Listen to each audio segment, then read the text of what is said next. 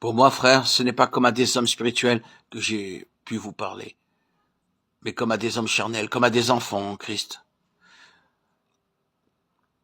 Je vous ai donné du lait, non de la nourriture solide, car vous ne pouviez la supporter, et vous ne pouvez pas même à présent, parce que vous êtes encore charnel. Corinthiens 3, 1, 12. Si nous voulons comprendre les paroles de l'apôtre, il nous faut tout d'abord savoir exactement en quoi consiste cet état de chrétien charnel. En premier lieu, un chrétien charnel est celui qui reste perpétuellement comme un enfant. Voici une personne qui est convertie depuis de longues années. Elle devrait avoir atteint l'âge adulte depuis longtemps, mais elle reste semblable à un bébé. L'apôtre dit, je vous ai donné du lait, non de la nourriture solide, car vous ne pouviez la supporter. Un bébé, c'est délicieux. Il n'y a rien de plus ravissant qu'un petit bébé de 6 mois avec ses joues vermeilles, son visage souriant, ses petits pieds qui gigotent et ses petites mains qui s'agitent. Mais supposez qu'après avoir admiré ce bébé, je revienne 6 mois plus tard et que je trouve l'enfant exactement pareil. Les parents diraient, nous sommes inquiets au sujet de cet enfant. Il ne grandit pas. Et si je revenais au bout de 3 ans et que je trouve l'enfant pareil à ce qu'il était quand il avait 6 mois, les parents seraient fort tristes. Ils me diraient, le docteur dit que notre enfant doit être malade. Il ne grandit pas. Le docteur pense que c'est extraordinaire qu'il soit encore en vie, et pourtant il vit. Et supposez que je revienne au bout de 10 ans, que je trouve que l'enfant est toujours un bébé. Un bébé, c'est ravissant. Mais un enfant qui resterait toujours un bébé deviendrait pour ses parents un fardeau et une cause de chagrin. Eh bien, la plupart des chrétiens de Corinthe étaient dans cet état. Ils étaient restés des bébés. Qu'est-ce qui caractérise un bébé? C'est qu'il ne peut rien faire par lui-même, et qu'il ne peut rien faire pour les autres. Un bébé ne peut rien faire par lui-même. Beaucoup de chrétiens sont dans ce cas. Leur pasteur doit être pour eux une véritable nourrice.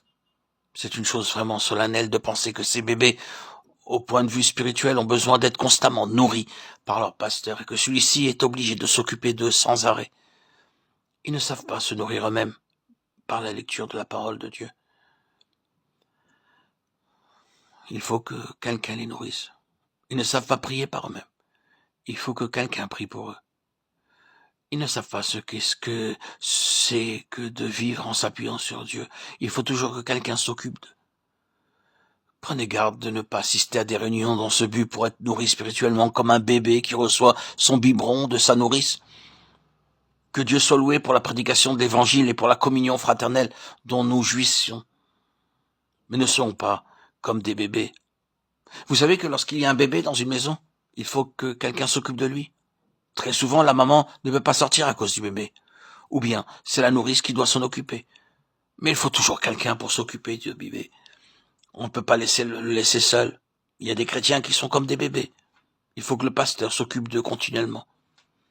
Ils ont toujours besoin d'être aidés, assistés. Au lieu de devenir des hommes forts, ces chrétiens restent des bébés. Ils ne peuvent rien faire par eux-mêmes. Et ils ne peuvent pas non plus aider les autres. C'est exactement ce que nous voyons dans l'Épître aux Hébreux. Nous y lisons ceci. Vous, en effet, qui depuis longtemps devriez être des maîtres, vous avez encore besoin qu'on vous enseigne les premiers rudiments des oracles de Dieu. Vous en êtes venus à avoir besoin de lait, non d'une nourriture solide. Hébreux 5, 12. Qu'une personne nouvellement convertie soit au point de vue spirituel comme un bébé de quelques mois, qu'elle ne sache pas encore ce qu'est le péché, et qu'elle n'ait pas encore obtenu la victoire sur le péché. Cela n'a rien de surprenant. Mais si année après année, cette personne reste dans le même état, et qu'elle continue à être vaincue par le péché, c'est tout à fait anormal. Rien ne peut empêcher un enfant de grandir, sauf une grave maladie.